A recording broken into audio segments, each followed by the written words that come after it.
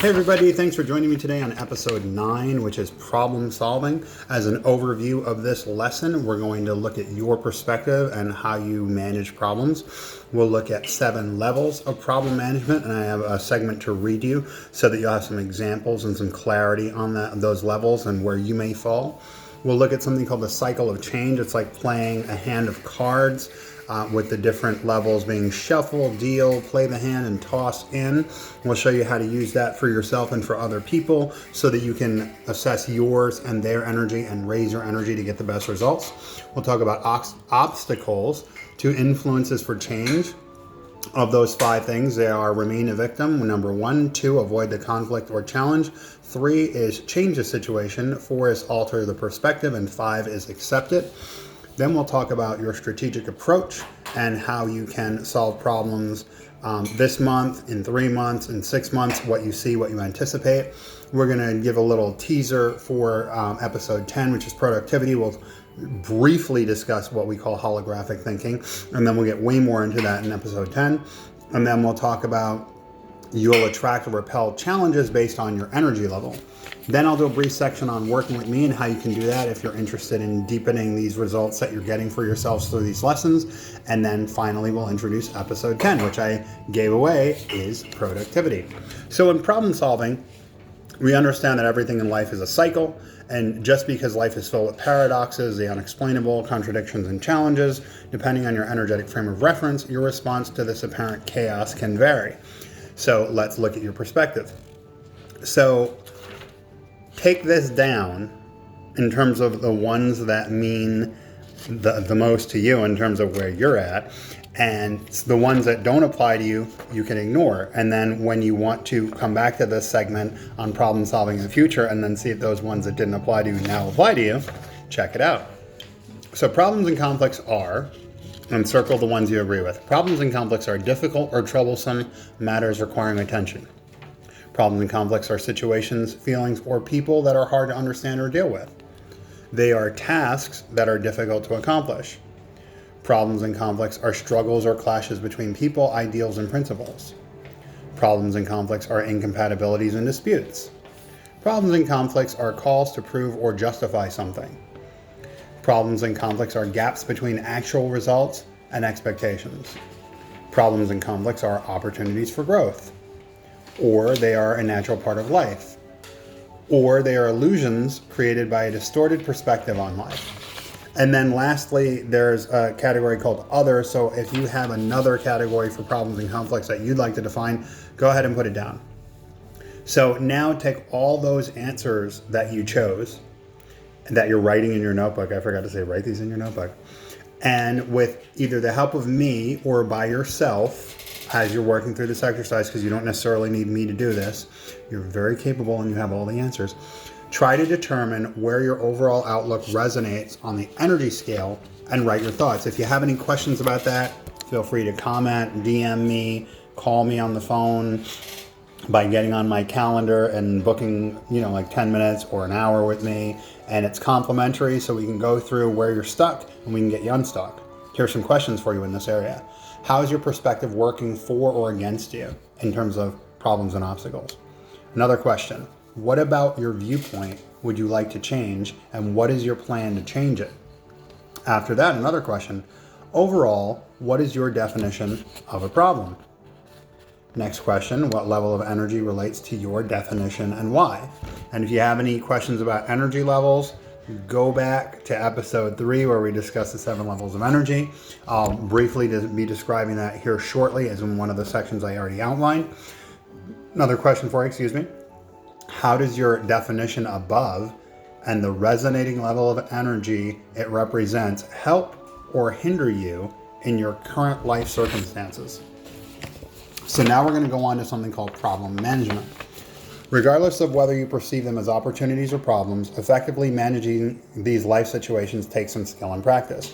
The key to success in this segment is to address situations from an anabolic instead of catabolic energy state. And that's where we're going with all these lessons. We're getting to anabolic, which is growth producing. Einstein said problems cannot be solved at the same level of thinking that created them. Solutions are found in anabolic energy. Shift your energy up where the solution resides, and the solution is inevitable. In other words, when you see problems, you deal with problems. When you see solutions, solutions are the most easy to produce. This is why it's important for you to be aware of your overall energy level, as well as the energy level associated with any particular life circumstance. Knowing where you are enables you to shift your energy in the anabolic direction towards solutions. In fact, recognizing catabolic energy around you, for example, anger, stress, burden, and then releasing that energy oftentimes already solves a problem, because then you're becoming anabolic where the solutions lie. So let's determine your energetic frame of reference in relation to these life circumstances in order to be able to have a starting point so you can make your shift. So before I said we're going to look at the seven levels of problem management. So let's look at your relationship to problems and your current level of energy. There's 7 potential perspectives of problems and problem solving. To get the most from this exercise, it helps to at least list 1 and up to 3 problems you're facing at this moment. So what are your 3 biggest problems that you want to resolve or get a handle on or get started on? And these are examples, I'm going to read them to you, of the 7 levels of problem solving. Number 1, ignore and hide from problems and hope they go away. That's level 1. That's fear, where you're going to be apathetic. Number 2 is conflict. Level 2, fight to win in a challenge or conflict. Muscle your way through to victory. Number 3 is level 3, which is forgiveness. And coping is another way to think of it. Face the problem or challenge, rationalize it, and find a mechanism to cope or an easy solution. Number 4 is level 4, which is compassion.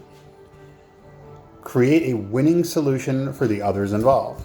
5 is level 5, which is peace or reconciliation. Dig into the problems and find the opportunity that is always there for all involved.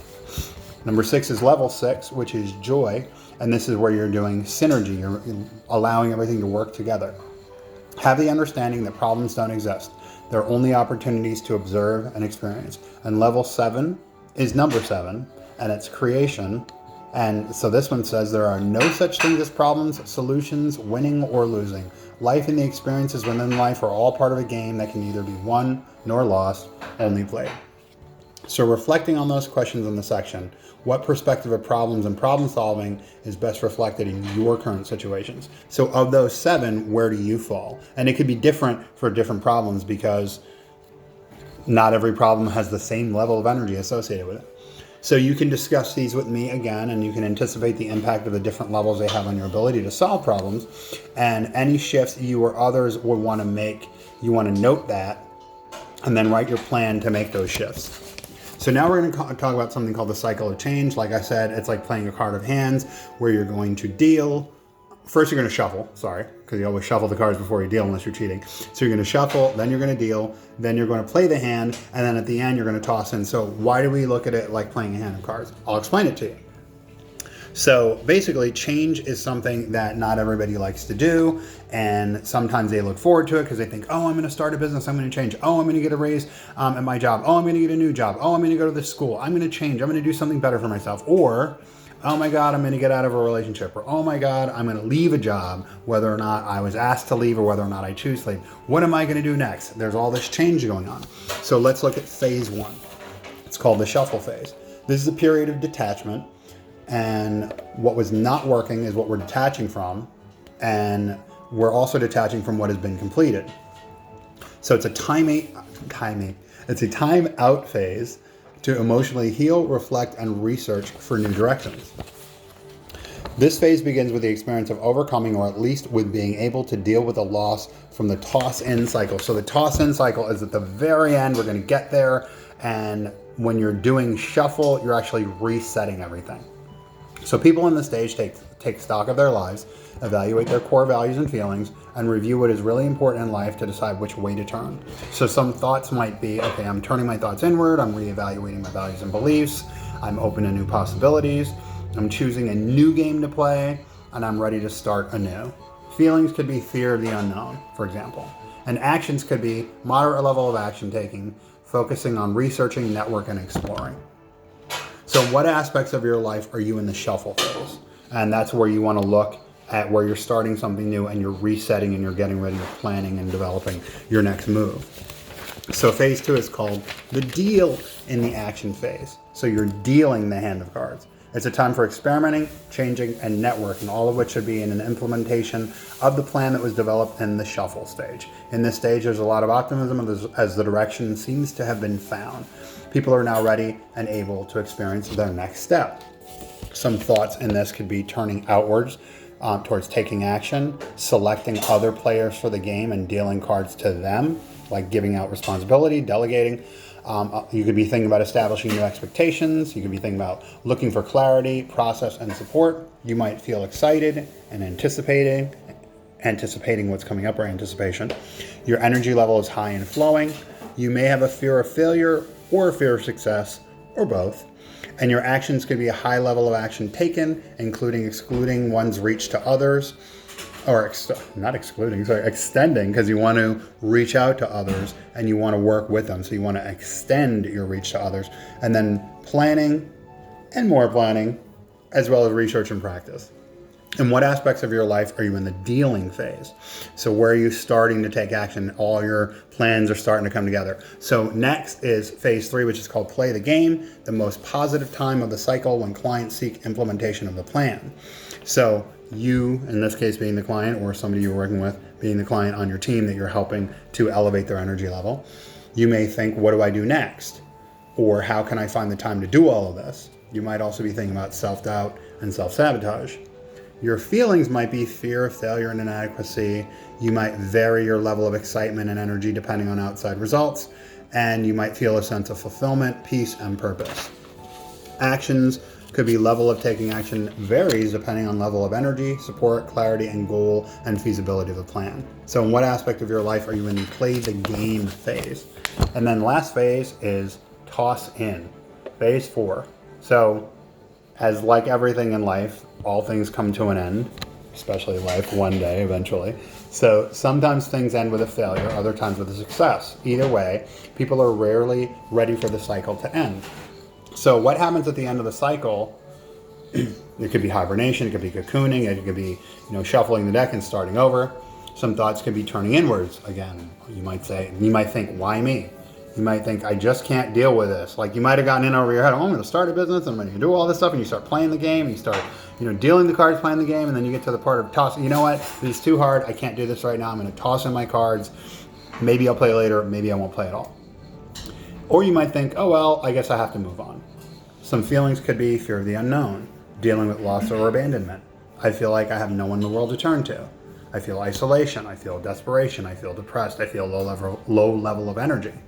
And so the action is low level of action taken, because you're literally at the end of a cycle. It's like if you're leaving your job and you give your 2 weeks notice and it's your 13th day, you go in for your 14th day and you're like ready to toss in and be like, all right, I'm done with this job. Low level of energy, low level of action taken. You might be a go-getter and you might finish strong. Most people, they're probably just going to toss in their hand and say, all right, next job, waiting for me. See you later. So in what aspect of your life are you in the toss-in phase? Other questions for you.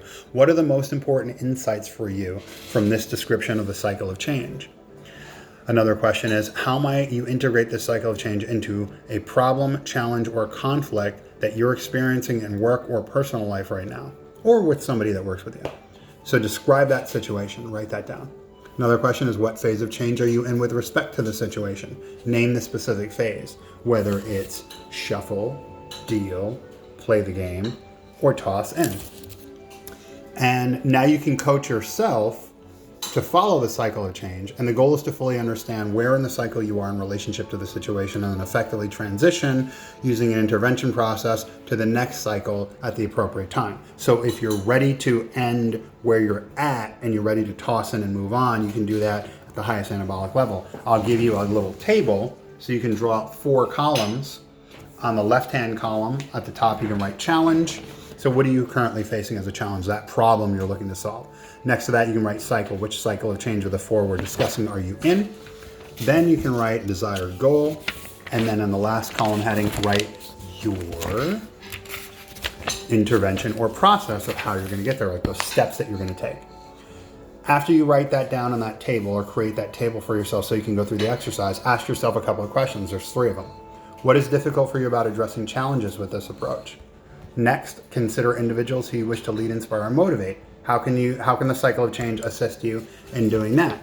For the last question, join me in part 2, where I'll see you in a moment.